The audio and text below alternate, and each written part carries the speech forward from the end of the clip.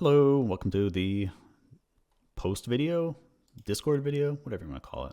This uniform space video is something that I've been looking forward to doing for quite a long time, and I'm actually glad I waited, because with the addition of the teleport duration tag that you can do for entities made my life so much easier trying to do this. And but I didn't show. Does this still work? Let me go medium. There's like a cool, if I just, since it repeats the same animation over and over, it resets it to medium. As long as nothing, there's a technical reason for it, but you can just get some cool like pulses like through everything if you do it. I think this will work too if I do it on, if I put it into Oklab. And then I think if I hit small also, it will like go through. Yeah, that looks cool. I just need to set it on a loop or something to just have it like going through. What if I do it to medium? If I do it, yeah. Looks neat. But let's put it back to RGB or S. RGB? That's RGB. I just feel weird doing these like videos from the very beginning, because like it feels like I have to talk about what RGB is like every single time. Like, and so trying to make it interesting, and everybody, you know, no, not everybody wants to hear what RGB is, but I feel like without really knowing where everybody's knowledge is at, like, and not expecting people to like watch all my previous like stuff to get a video, I feel like I want to try to include it like a little bit, at least in the beginning. But I think I did this relatively well. I'm happy with like just a quick animation and displaying it in a different way that I haven't like done it in the past. But yeah, I think it was relatively quick to get through. And the other difficulty is you're going to be like in a video like this. I included the end result of like the Oklab at the beginning, because it needs to be something that when, if somebody's just seeing this for the first time, they might not want to hear me just start talking about RGB right at the beginning, like in the stupid cubes. Like, it's just, something that hopefully will get people to like be interested in the video and want to see like more of it, or what the heck I'm talking about. Yeah, like I really haven't talked to people much about like why like I'm doing this, but my channel kind of really got started with like the missing color video that I did. And that missing color video was kind of just for me to like talk about things. And I was surprised by the lack of colors in some areas. And I was like, well, what are the actual colors? Like, what are the blocks that we could fit like into here? And so I just, I made it. And at the time, I think I had like 200 subscribers or something. And I think it had been like a couple of weeks after I had done it. Maybe even the next video had come out or something like that. And, the Mojang developer, King B Dogs, is also the developer of the Aether mod. He tweeted about the video, and it picked up enough so that like I ended up having like 3,000 views like on the video, which at the time was like incredibly amazing. And then people kind of started seeing my other videos, and then I think the igneous rocks took off. And, by the end of like a week, I went from like 200 subscribers to like 10,000 subscribers. Oh, and I made that rail video. That's what kicked everything off. That's what my most popular video. And it's just me complaining about rails, minecarts, and everything.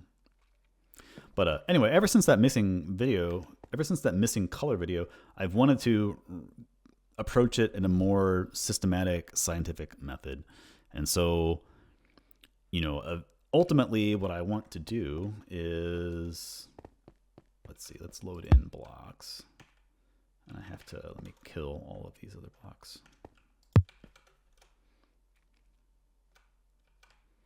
Yeah. Ultimately, what I want to do is look at every single space in Oklab and then calculate the closest block to it. And then we can figure out what space is the most distant from like any other color that's present in Minecraft.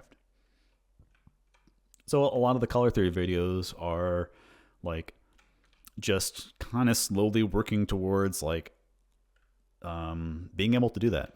And like I wanted to talk about perceptually uniform spaces for a while. I do use them in my real job. If I'm showing a gradient or I'm like color shading a map or something like that, I'm using a perceptually uniform space because you want to have like that. If you have a gradient from one color to the other, each of those colors actually, represents some data that you're trying to show. And so you want to have it be perceptually uniform, and you want it to be perceptually uniform to people even if they're colorblind. So that's why it's one of the reasons why I know things about colorblindness as well. But anyway, so I guess, yeah, so I'm slowly working towards there. I probably have one or two more color theory videos before I actually do like a real re-examine of missing colors of Minecraft, and I'll do it justice this time. I had these graphs done, and I made them before I really knew where they were going to go in the episode, and as I started laying all of this stuff out, I realized that I didn't really have a place for them. I made them, and then I was like, it's kind of like just shoehorned in there, and I don't really understand like how I can relate it, but then I eventually, figured out that, okay, I can talk about how we perceive colors and how that works with RGB and everything. And I had wanted to do a transition like I did with the phone. I had that idea that I wanted to pull out and just be on my monitor that I'm working at right now. And then I wanted to like be able to like zoom into like a pixel. But the issue is that my monitor's too high resolution. I can't actually see the pixels even with like the best magnifying glass I have in the house. Then the idea was, well, okay, I need to like be able to record this with one phone. I need to have another phone that actually is like looking through a microscope eyepiece. So I can't just shove a monitor underneath a microscope. So one weekend, I took my daughter to work and we used one of the microscopes at my job, and I used my phone underneath there. And I knew that we were going to do this, and I already had like the exact location set up, and it worked well because there's a certain spot. Let me get to the actual. Yes, I'll widen this out. If you are straight on, you have to have the like perfect 90-degree angle to visualize this, and then there's like certain spots where it actually looks good, where the sampling is good, and it's right. I'm not going to do it right now. Wait, do I still have it in? There we go. If you're in the perfect position, then it looks good. But if you deviate from this at all, then you start getting these weird like effects, the moire pattern. And so I knew exactly where I was going to end up. So I screenshotted this, and then we went to work, and then we started and ended with that, and then edited it back in. And it was I'm very happy with that like effect. It was neat. It was fun. But yeah, the rest of the displays, the gamma display and doing these graphs and everything, these are a single text block square that's just stretched out over this whole thing. And I recently wrote a different little program that will basically make these for me.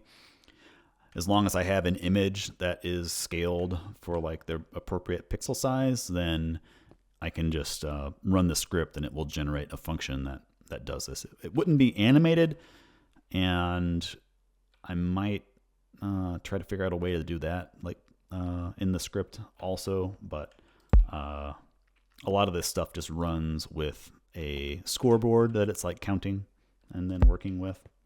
But I think I'm going to make a tutorial for how I do like some of these things. Enough people have asked, and they're mostly I just think they're tricks mostly, but a lot of this stuff I do in Excel. Yeah, so a lot of the stuff I do is all in like Google Sheets. And so this is the tab. I think this sheet has 17 tabs of like different codes and functions and stuff. Like I have one of these for almost every single episode. But this one is for the saturated HSV like ring of colors and how it moves like everywhere. And then this one is for all the blocks, adding the glowing effect at the end where I'm showing things, which I probably could have done better. I don't think that really showed up very well. I think this one's not even used. But Oklab transitions, a different version that I decided to do. LMS graph is all here, so I know where all of these different colors and the positions, and then I have a function that is actually generated, and then I can just copy this entire column into a function file and then run it. Almost everything I do is just like a couple little tricks that I know. And this is something that I ended up cutting out of the episode. I showed this portion where they have different distances in the RGB space, but I didn't actually show how this ends up in the Oklab space. So let me get rid of this, and those distances are variable in the RGB space, but they should be the same in Oklab. And they're a lot closer. It's very subjective. Lots of people commented that they could see like colors earlier, or they couldn't see any difference at all. But here are the same two green colors in Oklab. And then down here are the orange and red. And these two are actually very, very close to each other. But the black is still relatively far apart. So this was one like distance or one RGB value away. So, I could be a fractional distance, and maybe that's why if they were closer together, I could still see the difference possibly in the right setup. But I don't remember why I ended up cutting it out of the episode. But I think that distance part was really important to include in there to try to describe like what a uniform space like would be like. But I just ended up cutting this out. I don't really remember why. So it's just unlisted video for Discord users. So if you like this, let me know. I think that these videos would be a bit of an easy way for me to interact with you in a more casual manner and let you know why I'm doing this or how I'm doing certain things. I'll see you next time. Bye-bye.